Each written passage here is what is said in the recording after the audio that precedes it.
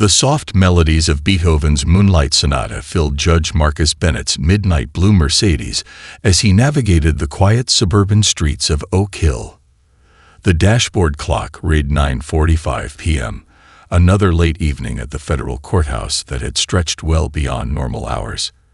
At 58, Bennett's silver-streaked hair and dignified bearing reflected his 25 years of judicial experience, though tonight his usual sharp focus was softened by thoughts of the challenging case he'd just concluded.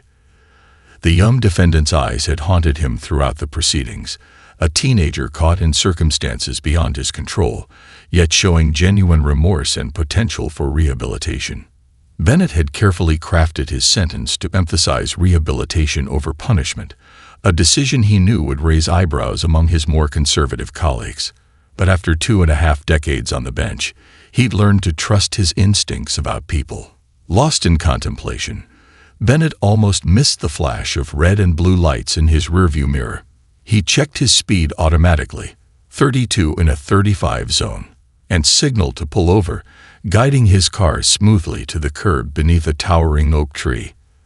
The street was quiet, lined with elegant homes whose windows glowed warmly in the autumn evening. Following decades of ingrained habit, Bennett began his mental checklist. Turn off the music, interior lights on, hands visible on the steering wheel, registration and insurance within easy reach in the glove compartment. He even allowed himself a small smile, remembering how often he'd advised young law clerks about proper conduct during traffic stops. The law works both ways, he'd tell them. Respect breeds respect. Through his side mirror, Bennett watched Officer James Reynolds approach, noting the officer's hand already positioned near his weapon, an unusual stance for a routine traffic stop in this peaceful neighborhood. Bennett's judicial instincts tingled, warning him that something felt off about the situation. License and registration, Reynolds barked, his flashlight beam sweeping aggressively across the car's interior before settling directly on Bennett's face with uncomfortable intensity. "Good evening, officer," Bennett replied calmly, maintaining his professional demeanor. "I'm Judge Marcus Bennett of the Federal District Court. My credentials are in my breast pocket, and I'll be happy to provide them along with my license and registration. Would you mind telling me why I've been stopped?" The flashlight beam didn't waver. "I said license and registration." "Step out of the vehicle." Bennett's pulse quickened slightly, but his voice remained steady. "Officer Reynolds, I'm happy to comply, but I'd like to understand the reason for this stop. I don't believe I was speeding or violating any traffic laws." "Out. Off. The vehicle." Reynolds's voice took on a harder edge. "Now." In that moment, as passing car headlights illuminated Officer Reynolds's face, Bennett caught a glimpse of something that sent a chill through his judicial composure, a look he'd seen countless times in his courtroom, one that spoke of prejudgment and predetermined outcomes. Despite his prestigious position, his distinguished career, and the fact that they were in one of the city's most affluent neighborhoods, Bennett realized he was now facing a situation where none of those things mattered. With deliberate calm, he reached for his door handle, silently activating the emergency recording feature on his phone, another habit he'd developed over the years. As he prepared to step out into the autumn night, Bennett's mind was already categorizing details with courtroom precision, knowing that whatever happened next would need to be remembered with perfect clarity. The crisp autumn air wrapped around Judge Bennett as he carefully stepped out of his Mercedes, keeping his movements slow and deliberate. The nearby motion sensor porch lights of 42 Oak Hill Drive flickered on, casting additional illumination over the scene. Mrs. Chen, a retired professor who often waved to Bennett on his evening drives home, peered curiously through her living room window. "Hands where I can see them," Officer Reynolds commanded, his stance aggressive despite Bennett's obvious compliance. The judge maintained his professional composure, though his shoulder ached from holding his arms at shoulder height. "Officer Reynolds," Bennett spoke with measured calm, "I believe there's been a misunderstanding. I'm Judge Marcus Bennett of the Federal District Court. If you'll allow me to reach for my credentials." "Spread your legs and place your hands on the vehicle," Reynolds interrupted, advancing closer. The officer's body camera light was noticeably dark, a detail Bennett's trained eye didn't miss. Inside her home, Mrs. Chen had moved closer to her window, phone in hand. Her security cameras, installed after a series of package thefts last summer, silently recorded every moment of the escalating situation. "Officer, I'm complying with your instructions," Bennett said, assuming the position against his car. The cold metal of the Mercedes hood pressed against his palms. "But I need to inform you that this stop appears to be conducted outside of standard protocol. I would appreciate." Before he could finish, Bennett felt himself being roughly spun around. The sudden movement sent his glasses clattering to the pavement. The world blurred around him as Reynolds grabbed his wrist, twisting it behind his back with unnecessary force. "You don't give the instructions here," Reynolds snapped, his words sharp in the quiet night. "I've dealt with your type before, thinking you're above the law." Through the haze of his compromised vision, Bennett noticed more lights coming on in neighboring houses. The Thompson children next door pressed their faces against their bedroom window, their mother quickly pulling them away from the scene. "Officer Reynolds," Bennett managed, wincing as the handcuffs bit into his wrists, "I want to be clear that I'm documenting this interaction. Your body camera appears to be off, but this stop is being recorded. I suggest you—" The rest of his words were cut off as Reynolds roughly pushed him against the car. Bennett's cheek pressed against the cool metal of his Mercedes, the same car he'd driven to countless charity events and judicial conferences. His shoulder screamed in protest at the awkward angle. In that moment, Bennett thought of every case he'd presided over involving law enforcement conduct. He thought of every testimony he'd heard, every piece of evidence he'd evaluated, every judgment he'd carefully weighed. Now, the theoretical had become startlingly personal. Mrs. Chen had disappeared from her window, but her security cameras continued their silent vigil. The red recording light blinked steadily, capturing every second of the incident in high definition. Later, when asked why she had multiple cameras with night vision capabilities, she would simply say, "History has taught me to keep records." Through the pain and indignity of the moment, Judge Bennett's judicial mind remained sharp. He noted the time on his car's dashboard clock, 9:52 p.m. He remembered the names of the gathering witnesses. He cataloged every word, every action, every detail that violated procedure and civil rights. If this was happening to him, a federal judge, he could only imagine how many others had faced similar treatment without the power or resources to seek justice. As Reynolds began an aggressive pat-down, Bennett closed his eyes and focused on staying calm. This moment, he decided, would not be the end of something, but the beginning.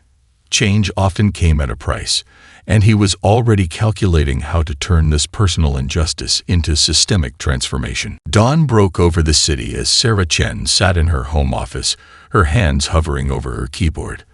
The retired professor had spent the night carefully reviewing the security footage, her background in digital forensics proving invaluable as she compiled the video from multiple angles. Her morning tea grew cold beside her as she typed an email to Judge Bennett, attaching the enhanced footage. Across town, Bennett sat in his study, gently pressing a cold compress against his shoulder. His phone hadn't stopped buzzing since 6 a.m. when the first news reports hit the morning shows. His clerk, Amanda Rodriguez, had already fielded calls from every major network and newspaper in the country. "Judge Bennett," Amanda's voice crackled through the speakerphone. "The police commissioner is on line 1, and Mrs. Chen just sent over the security footage. I'm forwarding it to your email now." Bennett adjusted his reading glasses, wincing slightly at the movement. "Thank you, Amanda. Has the department released their statement yet?" "Yes, sir. They're calling it a routine traffic stop that followed standard procedures. But, sir, they haven't seen Mrs. Chen's video yet." The footage played on Bennett's computer screen with crystal clarity. Mrs. Chen's sophisticated security system had captured everything from multiple angles, including clear audio. The video showed every moment of the incident, from the initial stop to the excessive force used. Most importantly, it captured Officer Reynolds' complete disregard for protocol and proper procedure. At police headquarters, Chief Diana Martinez watched the same footage with growing concern. Her phone lit up with a message from the mayor. "Have you seen the video? News conference in 1 hour. Fix this." Martinez rubbed her temples, remembering her warnings about Officer Reynolds from 6 months ago. She'd wanted to address the pattern of complaints against him, but had been overruled by the police union. Now, watching the footage of him manhandling a federal judge, she realized the time for half measures had passed. Social media erupted as clips of the incident spread across platforms. #Judge and Jury started trending, alongside calls for immediate action. Local community leaders organized an emergency meeting at the First Baptist Church, while law students from Bennett's alma mater planned a peaceful demonstration outside the courthouse. In his study, Bennett received another call, this time from Supreme Court Justice Eleanor Wright, his former mentor. "Marcus," her familiar voice carried years of shared experience. "I saw the footage. Are you planning to pursue this?" Bennett looked at the wall of his study, where photographs traced his journey from a young civil rights attorney to his current position on the federal bench. Next to his law degree hung a faded picture of his father, one of the city's first black police officers in the 1960s. "Eleanor," he replied, his voice firm with purpose, "this isn't just about what happened to me. This is about using the system to fix the system. I spent 25 years on the bench. Maybe this is why." As the morning progressed, more footage emerged. Ring doorbells, dashboard cameras, and smartphone videos painted a comprehensive picture of the incident. Each new angle added to the growing evidence that this had been far from a routine traffic stop. By noon, the story had gone national. But unlike similar incidents in the past, this one came with an unprecedented level of documentation and a uniquely qualified victim who knew exactly how to navigate the justice system. As Bennett prepared for his first public statement, he knew this case would be different. This time, change wasn't just possible, it was inevitable. Detective Sarah Martins of Internal Affairs sat in her dimly lit office, surrounded by stacks of files on Officer James Reynolds. Her computer screen displayed a spreadsheet tracking every complaint filed against him over the past 5 years. The pattern was becoming impossible to ignore. "Take a look at this," she called to her partner, Detective James Wilson. "Reynolds has had 28 traffic stops in Oak Hill this month alone. 25 of them involve minority drivers, in an area that's predominantly—" "Let me guess," Wilson interrupted, sliding another file across the desk. "Most of those stops had no citations issued." Martinez nodded, adding another note to her growing document. "Just like Judge Bennett's stop. No citation, no official reason recorded. But here's where it gets interesting. I pulled Reynolds' dashcam footage from the past 3 months. There are gaps, consistent gaps, always during these specific types of stops. Across town, at the prestigious law firm of Howard and Associates, Maria Howard assembled her own investigation team. As Judge Bennett's former law clerk and now a prominent civil rights attorney, she had spent the morning interviewing other Oak Hill residents who had encountered Officer Reynolds. "Dr. Thompson," Maria spoke softly to the distinguished surgeon sitting across from her, "can you tell me about your interaction with Officer Reynolds last month?" The surgeon straightened his tie, his hands trembling slightly. "I never filed a complaint. I thought, who would believe me over a police officer? But when I saw Judge Bennett's story on the news." Meanwhile, at the police department's tech division, Specialist Kevin Park made a breakthrough. "Chief," he said into his phone, "I recovered the deleted footage from Officer Reynolds' body camera. He didn't just turn it off. He tried to wipe the entire hard drive." Chief Diana Martinez felt her stomach tighten. "Send it to my office. Now." In Judge Bennett's chambers, Amanda Rodriguez organized hundreds of emails from other citizens sharing similar experiences. Her laptop pinged with a new message, this one from a retired officer who had worked with Reynolds early in his career. "Judge," she called out, "you need to see this. It's about Reynolds' training officer from 10 years ago. Apparently, he filed several concerns about Reynolds's conduct during probationary period. The reports were buried. Bennett looked up from the legal documents he was reviewing.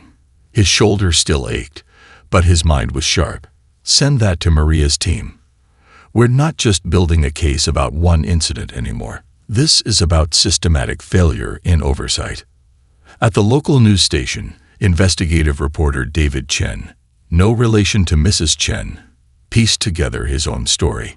His wall displayed a complex timeline of Reynolds's career, connecting incidents, complaints, and the officials who had dismissed them.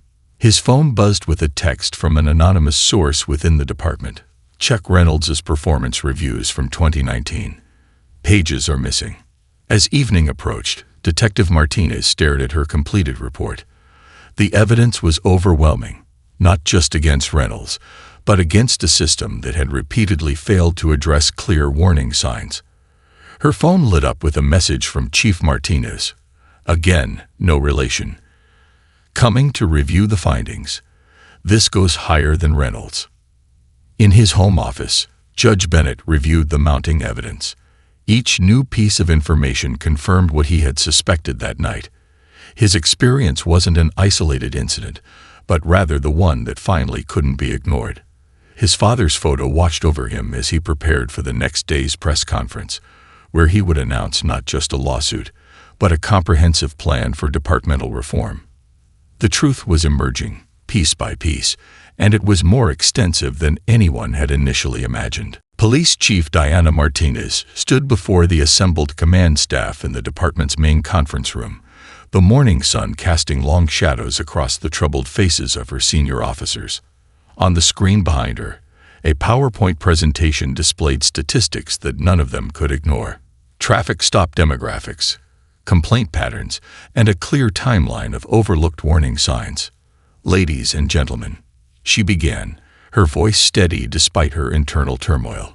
What happened to Judge Bennett isn't just about Officer Reynolds.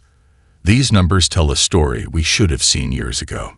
Captain Michael Roberts, a 30-year veteran of the force, raised his hand.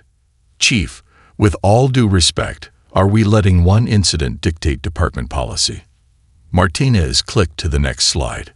One incident? Take a look at these numbers, Captain.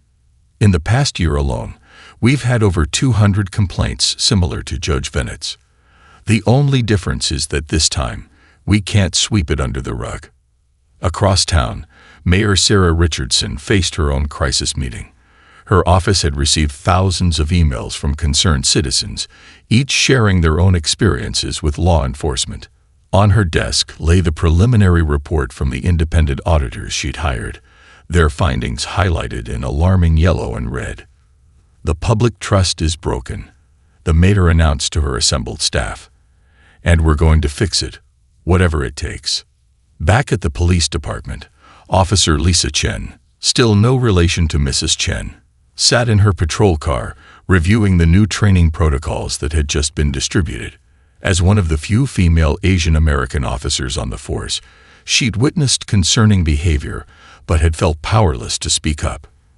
Now she typed a detailed email to Internal Affairs, documenting every incident she'd observed over the past 3 years.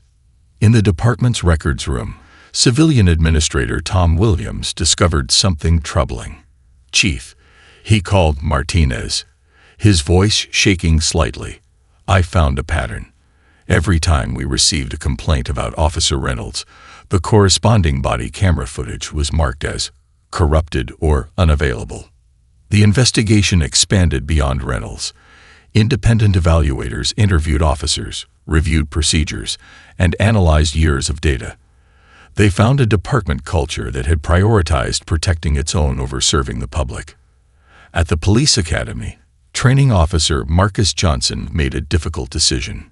He pulled out his personal records from the past decade, detailed notes about cadets he'd flagged for concerning behavior, including Reynolds. His warnings had been ignored, but now they could help create better screening procedures. Chief Martinez received another urgent call from the mayor. The city council is convening an emergency session, Mayor Richardson explained. They want to discuss immediate reforms. Be ready to present a comprehensive plan by tomorrow morning." In her office, Martinez looked at the growing stack of reports on her desk. Officer Reynolds' personnel file sat on top, but beneath it lay dozens of others that showed similar patterns. The chief picked up her phone and dialed Judge Bennett's office. "Your Honor," she said when he answered, "I know you're pursuing legal action against the department, but I want to propose something different. Work with us. Help us fix this from the inside out." Bennett's response was measured but hopeful. "Chief Martinez, that's exactly what I was hoping to hear. Real change requires cooperation from all sides." As the sun set on another tense day, the department hummed with activity. Officers attended mandatory sensitivity training. Internal affairs worked overtime reviewing old cases, and in the break room, honest conversations about reform finally began to take place. The spotlight wasn't comfortable, but it was necessary. And in its glare, the first real steps toward change were finally being taken. The marble halls of the federal courthouse buzzed with anticipation as Judge Marcus Bennett, now in the unfamiliar role of plaintiff, prepared to present his comprehensive reform proposal. His legal team had transformed his personal experience into a blueprint for departmental change that could reshape law enforcement practices nationwide. "Your Honor," Maria Howard addressed Judge Sarah Thompson, who had been brought in from a neighboring district to hear the case. "What we're presenting today goes beyond seeking damages for a single incident. We're proposing a complete overhaul of police training, accountability, and community relations." The courtroom was packed with observers. Law students filled the back rows, notebooks ready. Representatives from police departments across the country sat alongside civil rights attorneys, all recognizing the potential precedent-setting nature of the case. Bennett took the stand, his testimony carrying the weight of both personal experience and professional expertise. As someone who has served on both sides of this bench, he began, his voice clear and measured. "I understand the complexities of law enforcement, but what happened that night revealed systemic issues that require systematic solutions." He gestured to the detailed presentation displayed on the courtroom screens. "Our proposal includes 3 key elements: transparency, accountability, and community engagement. Each element is based on proven methods that have succeeded in other jurisdictions." In the gallery, Chief Martinez nodded along with Bennett's testimony. Her own team had worked alongside Bennett's to develop many of these proposals.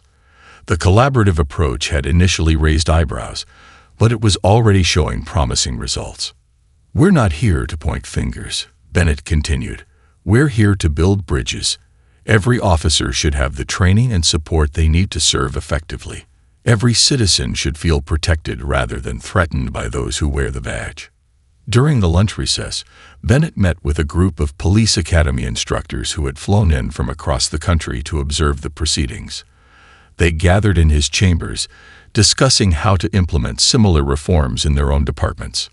"The key," Bennett explained, spreading out the training materials his team had developed, "is creating a culture of accountability that starts on day 1 of training. Every officer needs to understand that their power comes with responsibility." Back in the courtroom, expert witnesses presented research supporting the proposed reforms. Dr. Emily Rodriguez, a leading expert in law enforcement psychology, shared studies showing the effectiveness of community-based policing models. "What we're seeing in Judge Bennett's proposal," she testified, "is a comprehensive approach that addresses both immediate concerns and long-term cultural change. It's remarkable not just for its scope, but for its practicality." As the afternoon session concluded, Judge Thompson called both legal teams to her chambers. "What I'm seeing here," she said, looking between Bennett and the city's representatives, "is something unprecedented. You're not just seeking to resolve a case. You're trying to prevent future incidents." Outside the courthouse, reporters gathered around Maria Howard as she summarized the day's proceedings. "This case represents a unique opportunity," she explained to the cameras. "Judge Bennett's experience, while traumatic, has created a moment where real change is possible." In his office later that evening, Bennett reviewed the day's transcript. His shoulder had healed, but the memory of that night remained sharp. However, as he read through the proposed reforms and the positive responses they'd received, he felt a growing sense of purpose. Sometimes, he reflected, the most powerful change comes from the most challenging moments. Officer James Reynolds sat in the conference room of his union representative's office, watching his career crumble through the window blinds. The morning sun cast striped shadows across the table where the evidence lay spread out. His disciplinary record, the security camera footage, recovered body camera data, and statements from dozens of citizens who had finally found the courage to come forward. James, his union rep, Mike Sullivan, spoke quietly. The department is offering you a chance to make a statement, a full statement. They want to understand how we got here. Reynolds stared at his reflection in the window, seeing for the first time not the confident officer he'd imagined himself to be, but something else entirely. The past few weeks had stripped away his defenses, leaving him face to face with uncomfortable truths. In the adjacent room, Detective Sarah Martinez prepared her recording equipment. She'd interviewed hundreds of officers during her career in internal affairs, but this one felt different. This wasn't just about gathering evidence anymore. It was about understanding how to prevent future incidents. Officer Reynolds, she began as he settled into his chair. Let's start at the beginning. Take us through your academy days. Reynolds took a deep breath. I was top of my class, he started, his voice barely above a whisper. Everyone said I had potential, but somewhere along the way, he paused, looking down at his hands. I started seeing threats everywhere. Every traffic stop became a potential confrontation. Across town, Judge Bennett sat in his chambers, watching the live feed of Reynolds' testimony. His clerk, Amanda Rodriguez, took careful notes as Reynolds described the gradual evolution of his behavior, how small biases had grown unchecked, how each unchallenged incident had emboldened the next. The night I stopped Judge Bennett, Reynolds continued, his voice growing stronger with honesty. I didn't see a federal judge. I didn't see a person who had dedicated his life to justice. I saw what I had trained myself to see, a threat that didn't exist. Chief Martinez watched from her office as Reynolds described the department's role in his behavior, the missed opportunities for intervention, the overlooked warning signs, the culture of silence that had allowed his conduct to escalate. We're implementing new psychological evaluations, she typed in an email to the mayor. Reynolds' testimony is showing us exactly where the system failed, not just him, but the community we're supposed to serve.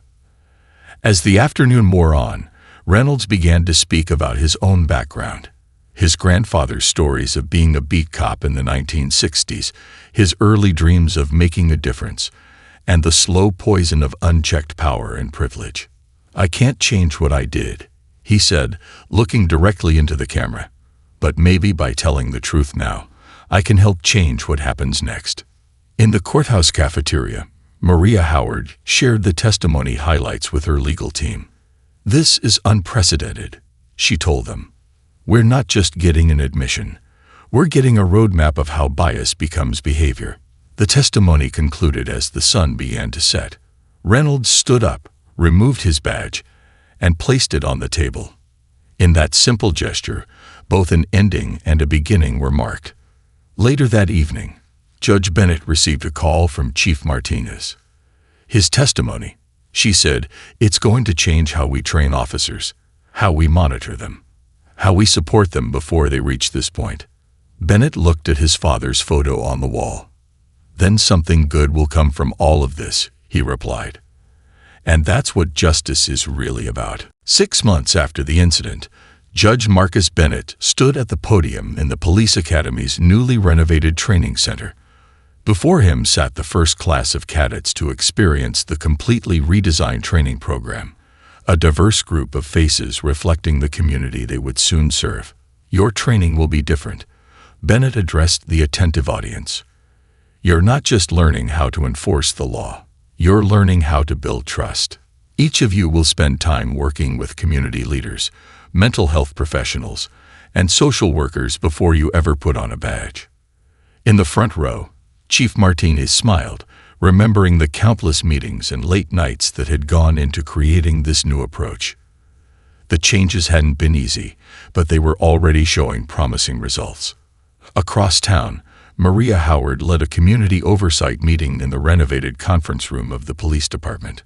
Residents from every neighborhood sat alongside officers, reviewing body camera footage from recent encounters and providing feedback on police responses. "This is what accountability looks like," Howard explained to a visiting delegation from another city. "Every interaction is a learning opportunity. Every voice matters." At his desk in the Internal Affairs Office, Detective James Wilson reviewed the latest statistics. Complaints were down 60%, while positive community feedback had increased dramatically. The new early warning system, designed to identify concerning behavior patterns, had already helped several officers receive support before small issues became serious problems. "Look at this," he called to Detective Martinez, pointing to his screen. "Remember how we used to handle traffic stops? Compare those numbers to now." The numbers told a story of transformation. Officers were required to activate their body cameras before leaving their vehicles, and each stop was automatically logged with GPS coordinates and demographic data. Quarterly audits ensured compliance, while regular community feedback sessions helped refine procedures. In the police department's break room, Officer Lisa Chen mentored a rookie through his first week on patrol. "Remember," she explained, "your body camera isn't just for protection. It's a tool for learning. We review footage not to catch mistakes, but to improve our service." Back at the Academy ceremony, Bennett introduced Mrs. Chen, now heading the Civilian Oversight Committee. Her security cameras had captured more than just an incident. They had captured the beginning of real change. "Change doesn't happen overnight," Mrs. Chen told the cadets. "It happens through thousands of small decisions made by people who choose to do better." After the ceremony, Bennett walked through the Academy's new simulation center, where cadets trained in scenarios designed to challenge their assumptions and build cultural competency. Each training module had been developed with input from community members, mental health professionals, and civil rights experts. In his office that evening, Bennett reviewed the latest progress report. The reforms had spread beyond their city. Departments across the country were adopting similar programs. His phone buzzed with a message from Chief Martinez. "You should see the applications we're getting for the next Academy class. They're coming to us because of our new approach." Bennett smiled, thinking of his father's photo watching over his study at home. The incident that had sparked all this change had left its mark, but not a scar. Instead, it had created a pathway forward, turning a moment of injustice into a movement for transformation. As he prepared to leave for the day, a young cadet stopped him. "Judge Bennett," she said, "thank you for showing us that change is possible. We won't let you down." Bennett looked at her earnest face and saw the future of law enforcement, trained in empathy, committed to justice, and equipped to serve all members of the community with dignity and respect. "You know," he replied, "I think we're all going to be just fine."